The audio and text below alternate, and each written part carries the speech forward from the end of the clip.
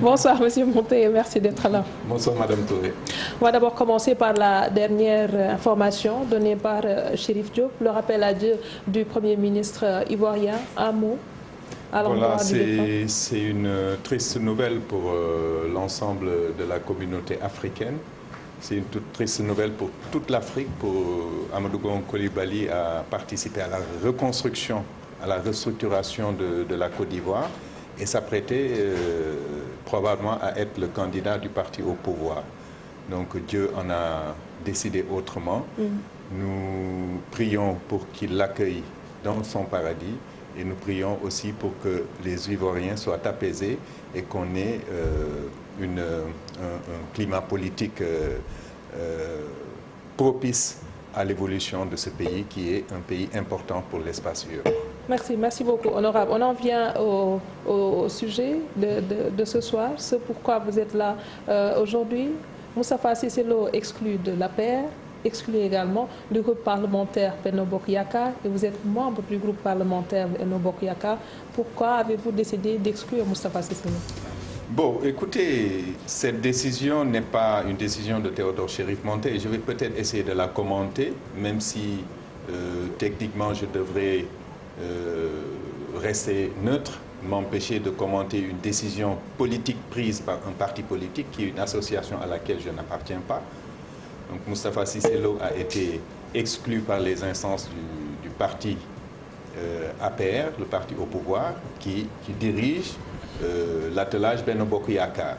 C'est naturellement, comme il était venu au groupe parlementaire en étant membre de l'APR, c'est naturellement que les dirigeants du groupe parlementaire se sont réunis pour l'exclure du groupe parlementaire. Dans tous les cas de figure, même si l'exclusion n'était pas actée, à l'ouverture de la prochaine session, il aurait été difficile qu'il fasse membre du groupe parce qu'on est obligé de signer. À chaque nouvelle ouverture, on signe pour confirmer notre présence dans le groupe. N'étant plus membre du parti au pouvoir, qui est majoritaire au niveau du groupe parlementaire, je vois mal comment il se serait retrouvé encore. Le communiqué qui a été signé par le président du groupe parlementaire Benno Bokk Yakaar, Aymérou Gningue, il est dit que le texte est approuvé et tous adhèrent unanimement au contenu de ce texte. Personnellement, Théodore Chérif Monteil n'adhère jamais à une exclusion de qui que ce soit dans une instance politique. Je n'ai pas été présent à cette réunion. Je n'ai pas participé à cette prise de décision, mais c'est une décision du groupe parlementaire. Je le suis, mais je tiens à préciser que ce n'est pas une réunion de l'ensemble du groupe qui a été à l'origine de ce communiqué. Nous savons qu'il y a au niveau de l'Assemblée nationale, lorsqu'un député démissionne d'un parti politique, il perd automatiquement son mandat. Mais y a-t-il une disposition qui dit que lorsqu'un député a été exclu de son parti, il est effectivement exclu d'un groupe parlementaire? En l'état actuel y a-t-il une disposition? En l'état actuel des choses, il n'y a aucune disposition qui permette d'exclure, de déchoir M. Moustapha Cissé Lo de son mandat de député. L'article 60 de la Constitution sénégalaise dit clairement que tout député qui démissionne de son parti perd automatiquement son mandat de député. Maintenant, ce qui n'est pas le cas. Il n'a pas démissionné. Donc aujourd'hui, il n'y a aucune disposition qui permette de l'exclure de l'Assemblée nationale, en tout cas de le déchoir de son mandat de député. Ce qui veut dire que cette décision ne repose sur aucune base légale. Laquelle? Celle de l'exclure du groupe parlementaire. Non, le groupe et l'Assemblée, ce n'est pas la même chose. Le groupe, c'est une organisation à l'intérieur de l'Assemblée nationale.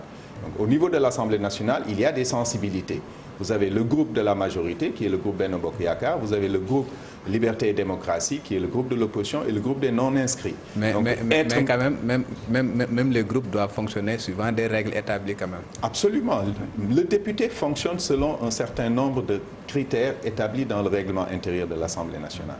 Aujourd'hui, s'il n'est plus membre du groupe Benno Bokk Yakaar, il devient un député non inscrit, avec des prérogatives du député non inscrit. Le groupe des non inscrits, malgré le fait qu'il ne se soit pas défini dans un groupe, ont des avantages et des droits au niveau de l'Assemblée nationale. Ils sont présents à la conférence des présidents de façon tournante, une fois par mois. Un mois, on a un député qui est présent tous les mois, un député des non-inscrits qui représente les non-inscrits au niveau de la conférence des présidents, là où les décisions sont prises. Aujourd'hui, le fait qu'il soit exclu du groupe parlementaire ne fait pas qu'il perd son mandat de député. Il y a une seule possibilité de perte de mandat de député au Sénégal, c'est l'article 60 de la Constitution.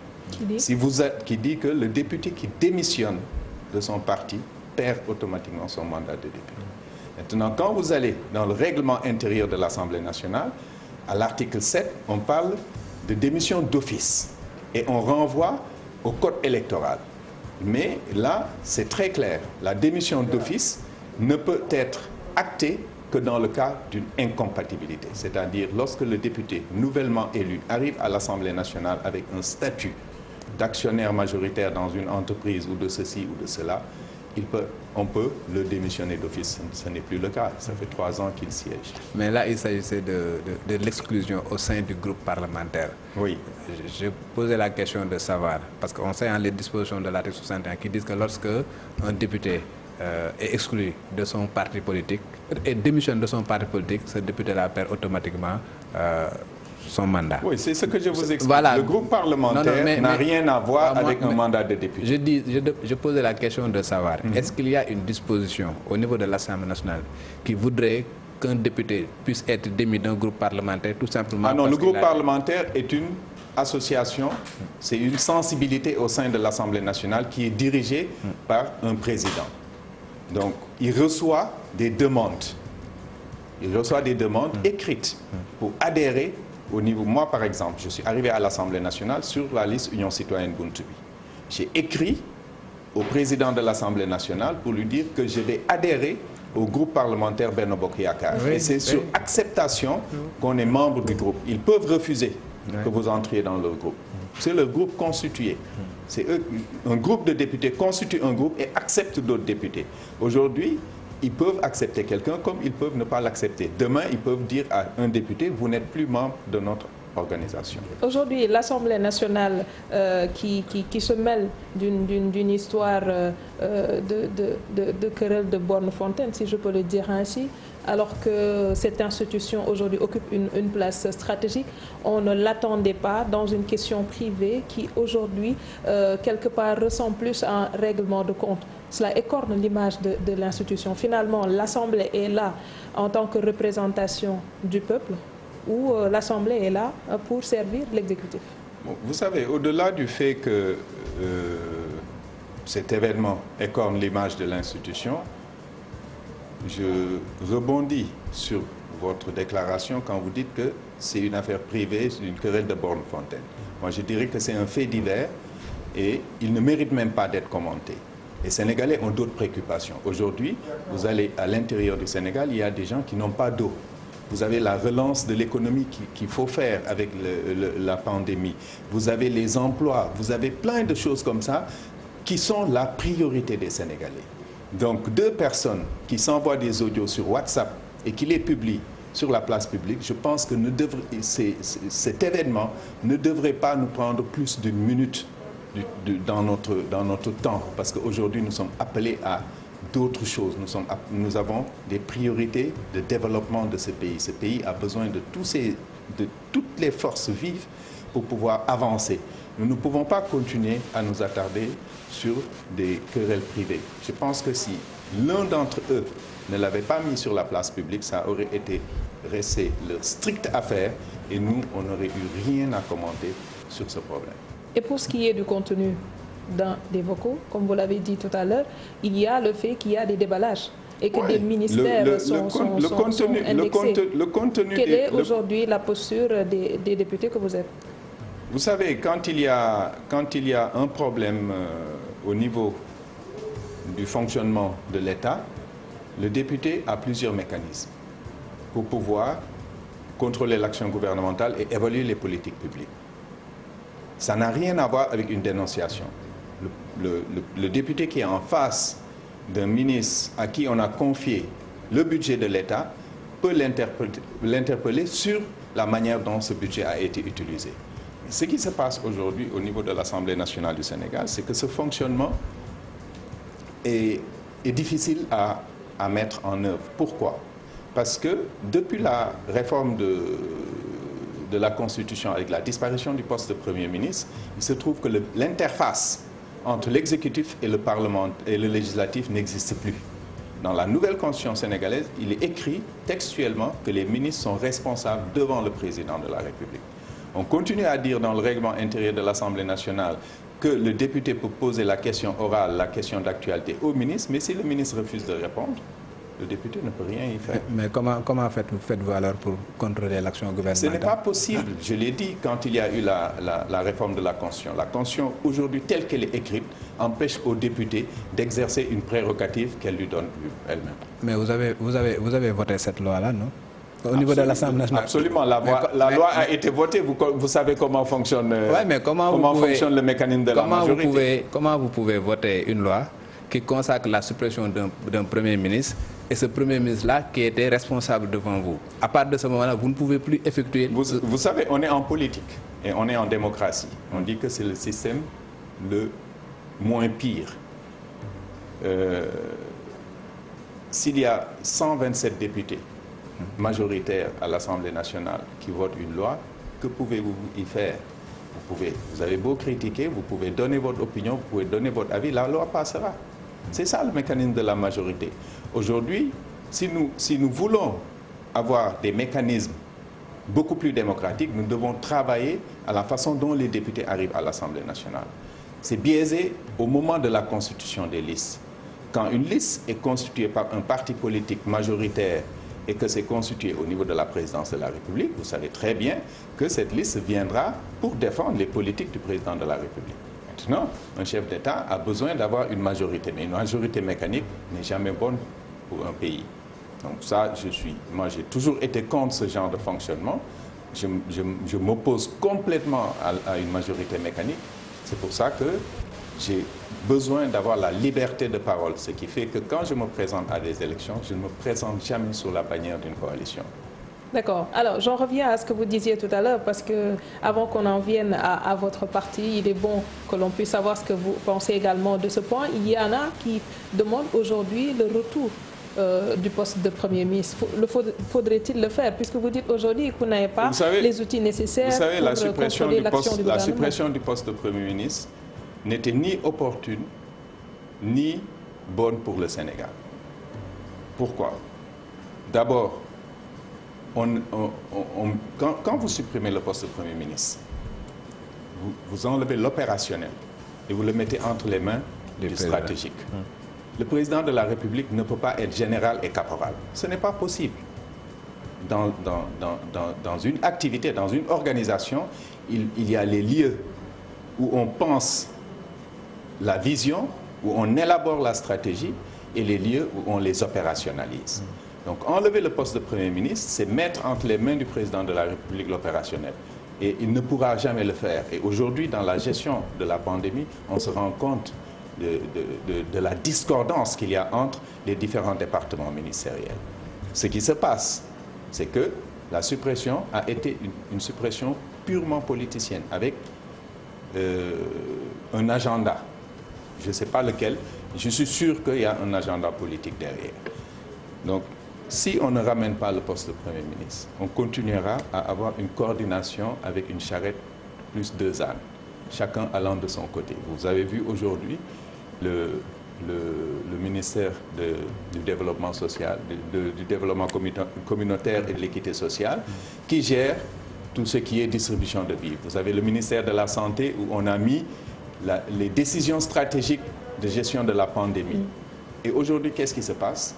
Nous avons des retards de 14 jours sur nos prises de décision.